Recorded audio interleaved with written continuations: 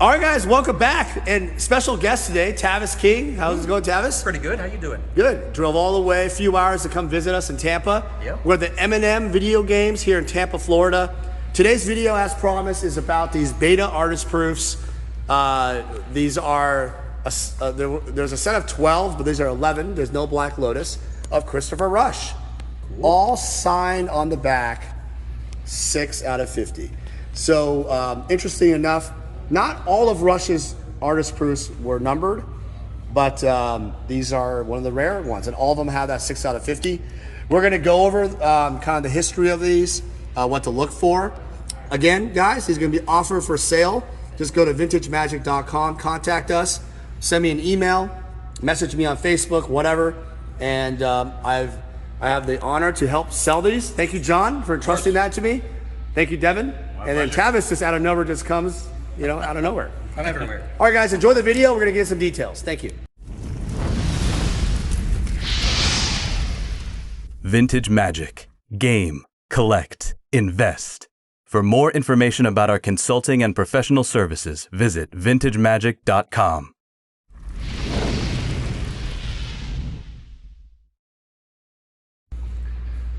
All right, guys, and we're back.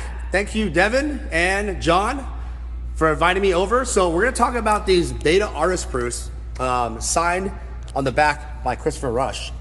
6 out of 10. Guys, why don't you guys talk about how you guys acquired this awesome find?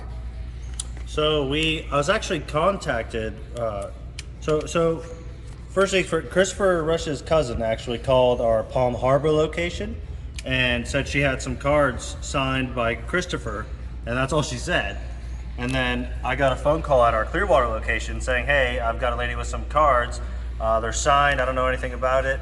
Here she is." And she calls me, and she says that she's got some Magic cards signed by Christopher Rush, and they're laminated.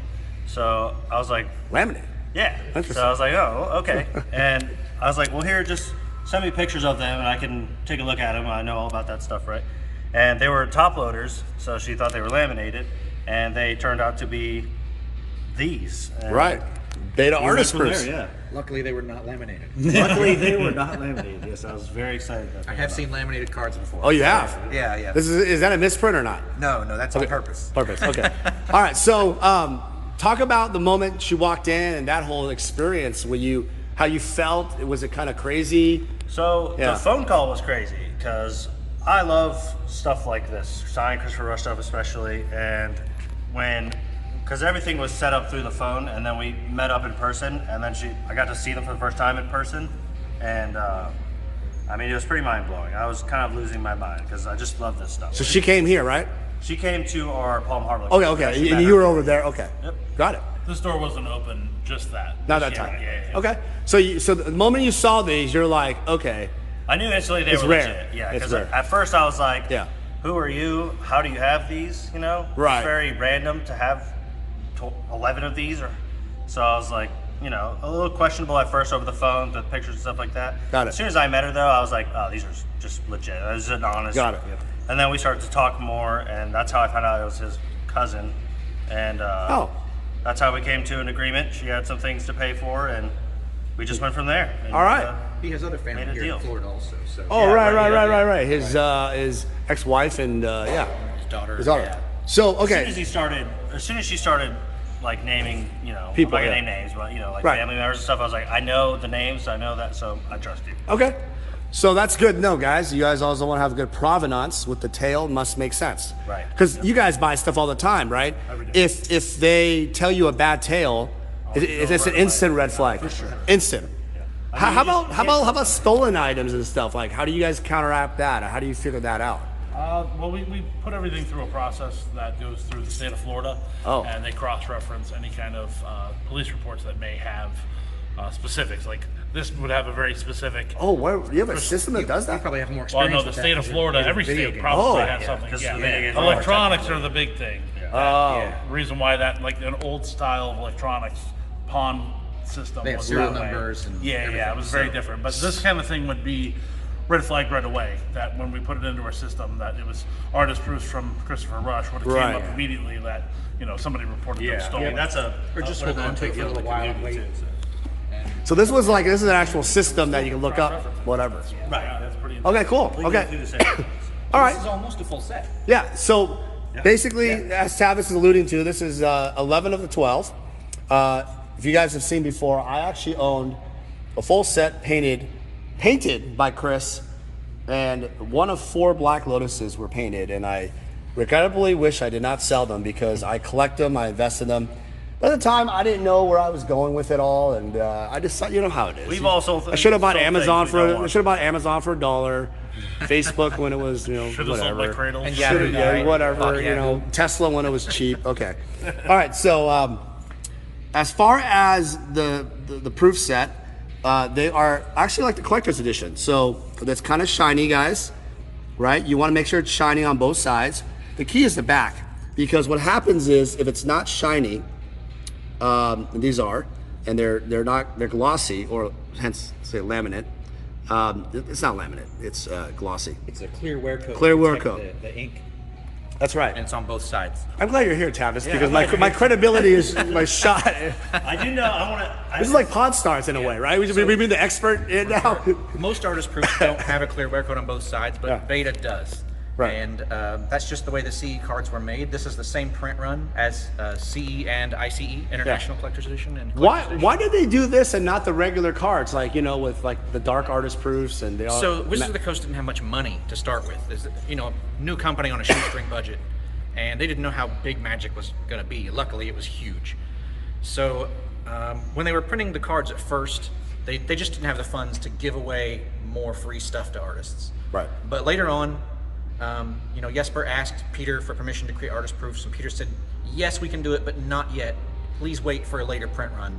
And so they scheduled this later print run, and then the artist proofs were actually scheduled, the scheduled print run. Oh. And then Collector's Edition was added to that print slot. Like they already had time scheduled on the press to make the artist proofs. Oh. And then, so when they decided to make Collector's Edition, Right. they added it to that print run. So this is, Collector's Edition is actually the artist proof print run, not the other way around. Yeah. So the Alpha and Beta Unlimited, that was when they were starting their business. Didn't have the money to do it. Yep. But they scheduled this, which is 94. 93. 93, 94, yeah. So CE came out 93, sorry. just before Christmas of 93. Right, the And very so end, these the would very- be, yeah. you know, around the same time because Right. they were printed together. Awesome. Okay, cool. All right, so guys, again, if you're interested in purchasing any of these, I'm meeting with CGC, the grading company, and I'm going to get these graded and authenticated. They don't really do the signatures as in like authentication because they didn't witness them, but they'll authenticate the card, which is important because not that I don't know what I'm doing. Some people like them graded now, and the fact that I'm in Tampa, I might as well just do it because I have other artist proofs that I'm going to be dealing with too. So if you're interested in purchasing of them, all you have to do is contact me at vintagemagic.com /contact us. Send me an email on my Facebook, and we might even put them on eBay, guys, on my eBay store. You guys know where that is on the link below, and you guys can look at them, and they're awesome. So I think this is a great little tale of just finding like a rare artifact of Magic history. Actual Magic. And they just, I mean, and these, it's really cool because it came through an LGS store, and that's like the old school way, right?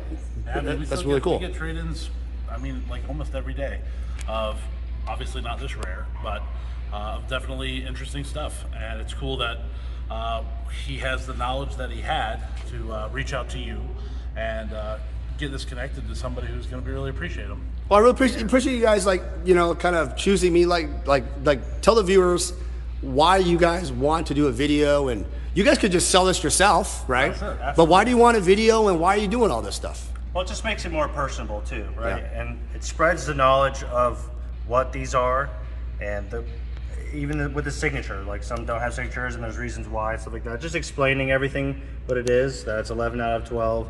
The history behind it, the story behind it.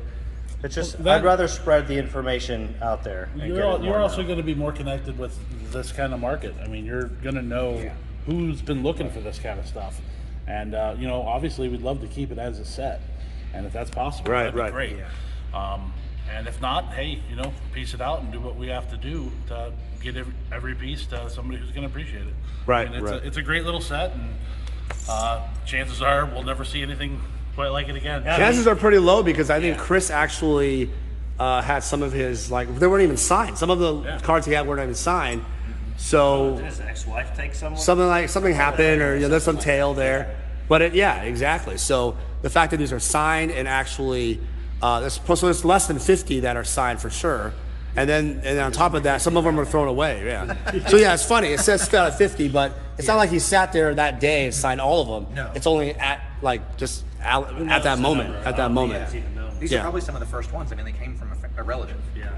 Right. Correct. They were actually. She was telling me that they were passed down because it was like Chris's brother, and then they just got passed down to her husband and then to her, and these were like 90. Whatever year it was, I know it was collector's edition. I can't remember what year it was that they actually decided to do that, but it was like a year after is when they were passed off to his brother, and then to her husband, and then to her, and then X years later to us. Oh, wonderful. All right, guys. The same top loaders they have been in for 20 years. Oh, wow. Yeah, that's why they're...